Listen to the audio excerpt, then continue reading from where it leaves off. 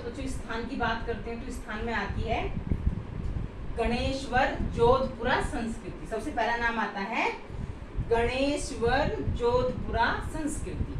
हम गणेश जी का नाम सबसे पहले लेते हैं, सारे काम करते हैं तो सबसे किसका नाम आता है? गणेश जी का। तो यहाँ भी पहले किसका नाम आया? गणेश जी का। स्थान, ये संस्कृतियां जो मैं पढ़ा रही हूँ बच्चों सारी की सारी कहाँ है? राजस्थान में है। इसमें आगे और भी आएंगी, बनास नदी घाटी की संस्कृति आएंगी जहाँ पर 4 संस्कृतियां आएंगी, आहड़, बालाथल, मरमी और ग्लुंद। तो यहाँ पर हम बात कर रहे हैं गणेश्वर संस्कृति की। अच्छा बच्चों, और इसका स्थान क्षेत्र कहाँ है? राजस्थान के सीकर नीम का स्थान थाना क्षेत्र में, राजस्थान के सीकर नीम का थाना क्षेत्र में। वैसे तो जैसे जोधपुरा से आप आइडिया लगा लोगे कि जोधपुर में ही है। अच्छा, अब इसका उत्खनन किसने कराया? इसका उत्खनन कराया रत्नाचंद्र अग्रवाल ने। गणेश्वर संस्कृति का उत्खनन रत्नाचंद्र अग्रवाल जी ने 1977 ईस्वी में कराया। अच्छा, इसकी विशेषताएं क्या हैं? इसकी सिर्फ 2 विशेषताएं हैं बच्चों। पहली विशेषता तो ये है कि हड़प्पा सभ्यता में तांबे की जो आपूर्ति होती थी वो यहीं से होती थी, क्योंकि ये जो गणेश्वर संस्कृति है ये खेतड़ी की खानों के पास है जहां से बहुत अधिक मात्रा में तांबा निकाला जाता है, जो तांबे की खानें हैं। अच्छा, दूसरी चीज क्या है? दूसरी चीज है बच्चों ताम्रयुगीन सभ्यता की जननी। दूसरी चीज है इसे ताम्रयुगीन सभ्यता की जननी भी कहा जाता है। ठीक है बच्चों। अब तीसरी बात है बनास संस्कृति। बनास संस्कृति, अच्छा बनास संस्कृति, इसका बनास संस्कृति नाम क्यों रखा गया है? क्योंकि ये बनास नदी घाटी में है। जो बनास नदी घाटी है उस पर तीन सभ्यताओं ने जन्म लिया। नंबर 1 आहड़ संस्कृति, नंबर 2 ग्लुन संस्कृति, नंबर 3 मरमी संस्कृति, नंबर 4 बालाथल संस्कृति। इसमें आहड़ संस्कृति मोस्ट इम्पोर्टेंट है। तो अब इसमें हम आहड़ संस्कृति को ही पढ़ेंगे तो सारी, लेकिन आहड़ को अब हम देख लेते हैं आहड़ संस्कृति सबसे पहले। हाँ तो बच्चों अब देखते हैं आहड़ संस्कृति।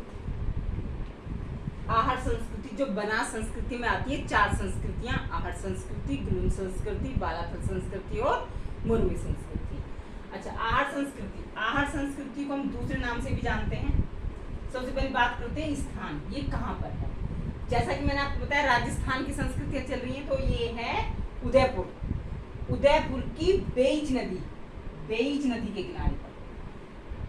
वैसे बनास नदी की घाटी में पाई गई है ये सारी संस्कृतियां, लेकिन आहड़ संस्कृति स्पेशल बेइज नदी है जो बनास नदी की सहायक नदी है, उसके किनारे पर ये संस्कृति पाई गई है। पहली बात।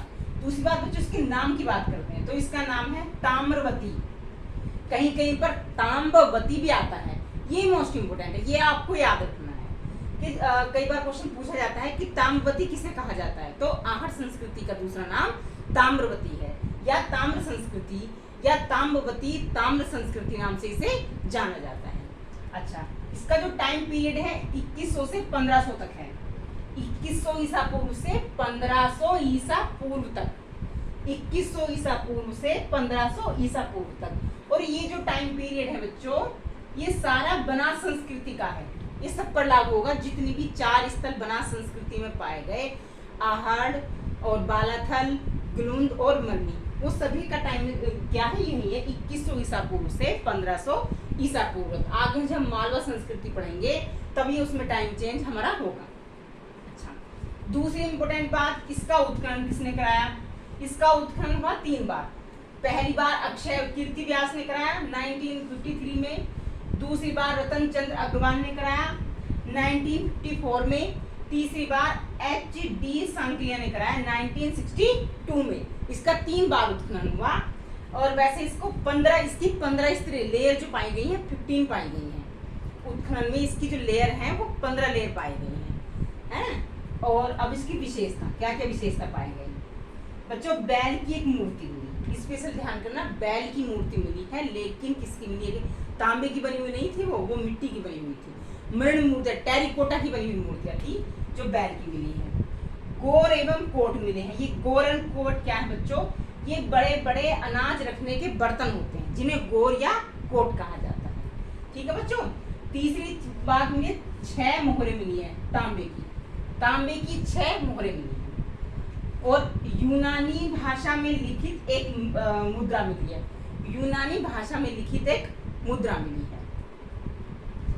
यूनानी भाषा में लिखी, ऐसा हो सकता है कि कोई कहीं से बाहर से वो आई हो, क्योंकि इस काल में लिखाई का, लेखन कला का तो आविष्कार हुआ ही नहीं था ना। ये है। दूसरा, आटा पीसने की चक्की मिली है। आटा पीसने की चक्की बच्चों जहाँ पैरों से चलती थी, अब हाथ से चलाने वाली तो आपने बहुत देखी होंगी, लेकिन आहड़ संस्कृति में जो आटा पीसने वाली चक्की मिली है वो पैरों से चलाने वाली चक्की मिली है। दूसरा, वो चटनी के बहुत शौकीन थे। सिलबट्टे का आविष्कार भी हुआ, सिलबट्टे भी वहीं पर मिले, मतलब पीसने का। और एक तरह से चरखे का, जो चरखा कताई का काम, यानी काफी अच्छी ये संस्कृति थी। इसमें बहुत सारी चीजें पाई गई। चरखा, दीपक, दिया, रोशनी के लिए दीपक का भी इसी में मिला था।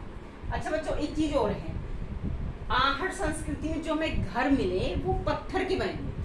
कैसे बने हुए थे बच्चों? वो पत्थर के बने हुए थे, ना कि ईंटों के बने हुए, क्योंकि पक्की ईंटों का मात्र एक ही बार ग्लुंद एक स्थान ऐसा है जहां पर पक्की ईंटों से बने हुए मकान मिले। ये आपको याद रखना है बच्चों। याद रखना कोई बड़ा मुश्किल काम नहीं है। आपको 3 चीज याद रखनी है। आहड़ संस्कृति, 4 चीज याद रखनी है गिनती की। आहड़ संस्कृति का दूसरा नाम ताम्रवती या ताम्र संस्कृति, ताम्रवती भी कहा जाता है, ताम्र संस्कृति भी कहा जाता है। दूसरा नाम धूलकोट भी है, बहुत कम पूछा जाता है, लेकिन ताम्रवती बहुत बार पूछा गया। उत्खनन इसका 3 लोगों ने कराया। 3 लोगों में आपको ना याद रहे, आप सिर्फ HD संकलिया याद रख लो। 1962 HD Sankalia, most of the exam में ही से पूछा जाता है। विशेषता क्या थी? देखो बच्चों, बैल की मूर्ति मिली, वो मिट्टी की बनी हुई थी। बैल मिले, बड़े बड़े बर्तन मिले नाज रखने के लिए। आटा, जब देखो बच्चों ऐसे याद रखो, बैल का काम क्या होता है? उस टाइम पे देखो ट्रैक्टर तो थे नहीं, जब वो खेती करेंगे तो आहड़ संस्कृति के लोग बैल चलाते थे। ठीक है, उससे उन्होंने क्या काम करा? नाज उत्पन्न किया। नाज भी है, नाज भी मिले बच्चों, इसमें मैंने लिखा नहीं है। गेहूं, जौ, ये अनाज के भी बहुत सारे अवशेष मिले हैं, तो उन्होंने नाज पैदा करा। अनाज पैदा करा तो उसको रखने के लिए बर्तन भी चाहिए, तो वो बर्तन भी कहाँ मिले? गोरेम कोट से मिले। ठीक है, अब उसका आप ऐसे वो लगाओ, कोरिलेट करो इससे कि 6 मोहरे मिली। 6 मोहरे, यानी कि वो धन्य धान से परिपूर्ण थे भाई। उनके घरों में नाज रखने के लिए कोठे थे, उनके घरों में बैल थे, पशु थे, उनके घरों में मोहरे थी। इनके आहड़ संस्कृति के लोगों के घरों में मोहरे थी। घर भी उनके पत्थर के बने हुए थे। यूनानी, यानी कि विदेश से भी संबंध थे। यूनानी भाषा में लिखित एक मुद्रा मिली, मात्र एक मुद्रा यूनानी भाषा में लिखित मिली। ठीक है बच्चों, आटा पीसने के लिए, वो यानी कि रोटियां बनाकर खाते थे, तो आटा पीसने की चक्की मिली। आटा पीसने की चक्की भी कैसी थी? पैरों से चलने वाली, ये ध्यान रखना, हाथ से चलने वाली नहीं थी। सिलबट्टे, यानी कि वो चटनी के शौकीन थे, वो ऐसे खाली रोटी नहीं खाते थे, उसके साथ चटनी बनाकर खाते थे। ठीक है, चरखा, फिर वो बचे कुछ टाइम में सूत काटते थे वस्त्र बनाने के लिए। फिर रात अंधेरा हो जाता था, वो दीपक भी जलाते थे। बस सिंपल, आपको इसी में ये याद हो जाएगा। खेत, वो बैल रखते थे, यानी कि आप मूर्तियां मिली बैल की, तो बैल से का उनके ज्ञान था। दूसरी बात, वो बैल से हल जोत कर खेती में से वो क्या अनाज उत्पन्न करते थे। अनाज को रखने के लिए बर्तन चाहिए, जिन्हें गोर और कोट कहते थे। जब बर्तन भी रख लिए तो अनाज ज्यादा उत्पन्न हुआ, तो उसे बेचने के लिए क्या हुआ? 6 मोहरे भी प्राप्त हो गई उन्हें। बेचने के बाद क्या मिला? 6 मोहरे मिली। अच्छा, अगर वो फिर बाहर भी गए, तो बाहर वो यूनान में गए बेचने के लिए, तो वहां से यूनान लिखित एक मुद्रा मिली। तीसरी चीज, अब उनके पास नाज था, तो उसे पीसने के लिए उन्होंने चक्की का आविष्कार किया, वो भी पैरों से चलने वाली थी। ठीक है बच्चों। तीसरा, सिलबट्टे, चटनी के शौकीन थे, सिलबट्टे मिले। चौथा, चरखा, यानी कि उन्होंने कपड़े पहनने का शौकीन था, तो सूत काटने के लिए चरखा। और दीपक, रात को उजाले के लिए दीपक मिले। बस ये चीज है, आप 2-3 बार रिवाइज करोगे आपको याद हो जाएगा। आप ऐसे कोरिलेट करके पढ़ो, वो हल जोतते थे। बस हो गया। और अभी हाँ बच्चों, क्या होती है? हाँ, तो आप 3-4 बार कोरिलेट करोगे तो ये आपका बिल्कुल क्लियर होगा। अच्छा बच्चों, हम आगे बात करते हैं ग्लुंद भी बनास संस्कृति का ही एक स्थान था। इनका ग्लुंद का जो उत्खनन कराया था बीबी लाल ने कराया। 1959 और 60 के बीच में कराया था पहली बार। इसकी मातृत्व में ग्लुंद की एक ही विशेषता याद रखनी है कि यहाँ पर पक्की ईंटों से बने हुए मकान मिले। आहड़ संस्कृति में कैसे मकान थे? पत्थर के बने। और ग्लुंद संस्कृति में कैसे मकान थे? पक्की ईंटों के बने। यहीं से क्वेश्चन आता है। तीसरा है बालाथल का जो उत्खनन कराया VN मिश्र ने कराया। 1962-63 में कराया पहली बार। दूसरी बार उन्होंने 2 बार उत्खनन कराया, दूसरी बार उन्होंने फिर कुछ चीजें रह गई होंगी तब कराया, 1993 में कराया, 94 में तक। ठीक है। हाँ, यहाँ से आपको एक ही चीज याद रखनी है, कुष्ठ रोग, जो एक कुष्ठ बीमारी होती है, कुष्ठ रोग की शुरुआत कहाँ से मिलती है? बालाथल से। बालाथल से कुष्ठ रोग की शुरुआत। गुलुम से मात्र एक चीज, पक्की ईंटों के अवशेष मिले, पक्की ईंटों से बने हुए मकान मिले, कच्ची भी ईंटों के मिले, लेकिन पक्की ईंटों की जो पहली बार जानकारी मिली हमें गुलुम से मिली। आहट संस्कृति में पत्थर से बने मकान मिले। आहट संस्कृति को ताम्रवती कहते हैं। इसका उत्खनन 1962 में सांकलिया ने कराया, HD सांकलिया ने। बाकी 2 ना याद रहे तो भी चलेगा। ठीक है। और विशेषता क्या है कि आहट संस्कृति बैल की मूर्ति मिली, आटा पीसने की चक्की मिली, 6 प्रकार की मुद्राएं मिली, यूनानी लिखित में मुद्रा मिली, दीपक मिला, है ना, और चरखे का अवशेष मिला। बस आपका ये सब कंप्लीट है। अब आगे बढ़ते हैं हम मालवा संस्कृति बच्चों। अब हाँ तो बच्चों अब बात करते हैं मालवा संस्कृति। तो मालवा, अभी हमने आहट संस्कृति पढ़ी, तो मालवा आहट संस्कृति की उत्तराधिकारी कौन थी? मालवा संस्कृति। ठीक है। इसकी कुछ विशेषताएं हैं। नंबर 1, सर्वाधिक उत्कृष्ट मृद भांड। इसमें जो पाए गए बच्चों, काले और लाल पोलिश वाले ही मृद भांड पाए गए थे, लेकिन वो जो लाल पोलिश थी वो एक विशेष प्रकार की पोलिश थी, एक विशेष पोलिश थी। इसीलिए इसमें सबसे ज्यादा जो अब तक संस्कृति में मृद भांड पाए गए, तो सबसे उत्कृष्ट मृद भांड मालवा संस्कृति में पाए गए, वो भी विशेषकर इसमें किसमें? कायथा संस्कृति में। ठीक है बच्चों। दूसरा, इसमें और इसकी विशेषताएं क्या थी? तकलियां, जो चरखे में यूज होती हैं, तकलियां पाई गई, चरखा पाया गया, और कताई बुनाई के विशेष अवशेष पाए गए। दूसरी और सबसे बड़ी ताम्र निधि, मतलब जहां से तांबा, जो सबसे बड़ी तांबा निकालने वाली खान है, ये विशेषता है बच्चों। इसे इंपॉर्टेंट ध्यान देना, यहाँ से क्वेश्चन बहुत बार पूछा गया है कि ताम्रनिधि गुणगेरिया, ताम्रनिधि गुणगेरिया स्थान कहाँ पर है? तो मालवा पर है। मालवा में। मालवा कहाँ पर पड़ता है? ये आपका मध्य प्रदेश में पड़ता है। ठीक है बच्चों, यहाँ तक। अब इसके स्थान कितने हैं? नवादा टोली है, कायथा है, माहेश्वर है, नगदा है और एरन है। यहाँ तक आ गए। अच्छा, नवादा टोली। अब हम इसके कुछ जो स्थान है उनके बारे में जो मोस्ट इम्पोर्टेंट एक दो बात है उनमें जान लो बच्चों। नवदा टोली, नवदा टोली का जो उत्खनन है वो HD सांकलिया ने कराया। ठीक है बच्चों। और उसमें क्या क्या है? सभी प्रकार के तो अनाज पाए गए। कहाँ पर? नवदा टोली में सभी प्रकार के अनाज पाए गए। मृद भांड काले, लाल काले और चित्रित। ठीक है बच्चों। और विशेष थे लाल पोलिश वाले, जिसे मालवा संस्कृति की जो विशेषता कही जाती है। अब आती है कायथा। कायथा, कायथा संस्कृति कहाँ है? जो उज्जैन है, उज्जैन काली नदी पर, उज्जैन की काली नदी पर कायथा संस्कृति है। और इसका उत्खनन किसने कराया? VS वाकड़ ने। VS वाकड़ ने इनका उत्खनन कराया। अच्छा, इसमें विशेष क्या है? यहाँ से बच्चे ये इंपॉर्टेंट है, यहाँ से क्वेश्चन पूछा जाता है।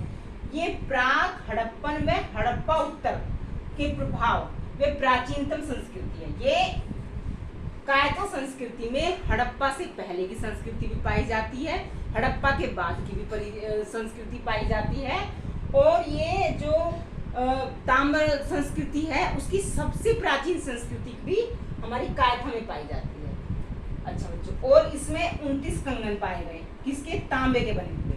तांबे के बने हुए 29 कंगन पाए गए, वह उसकी किलेबंदी पाई गई, वह उसकी किलेबंदी पाई गई। और सबसे मोस्ट इंपोर्टेंट बात बच्चों, आपसे क्रम पूछा जाता है कि संस्कृति का क्रम लगाओ। ये क्वेश्चन पूछा गया था, अब थोड़ा टफ लगता है, तो इसके लिए एक ट्रिक है, काम कांज।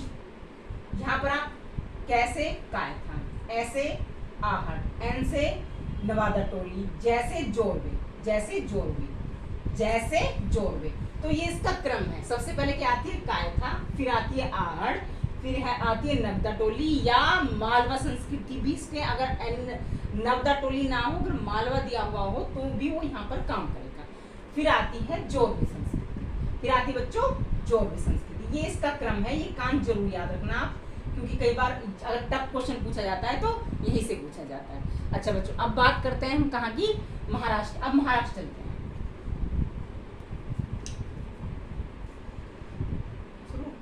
हाँ, तो ये देखो बच्चों, जोरबे संस्कृति। अब तक हमने कौन सी पढ़ी? मालवा संस्कृति। अब बात करते हैं जोरबे संस्कृति, जो हमारी इसकी ताम्रपाषाण काल की मोस्ट इम्पोर्टेंट संस्कृति मानी जाती है। इसका टाइम पीरियड है 1400 ईसा पूर्व से 700 ईसा पूर्व तक। इसका टाइम पीरियड 1400 ईसा पूर्व से 700 ईसा पूर्व तक। स्थान महाराष्ट्र। महाराष्ट्र में गोदावरी की सहायक नदी है प्रवरा नदी क्षेत्र में बनती है। गोदावरी नदी के बेशन में उसकी सहायक नदी है प्रवरा नदी, उसके क्षेत्र में ये संस्कृति बनती। अच्छा, इसकी विशेषता क्या है बच्चों? ये भी ग्रामीण संस्कृति थी, लेकिन यहाँ से क्वेश्चन पूछा जाता है, बहुत ध्यान से सुनना।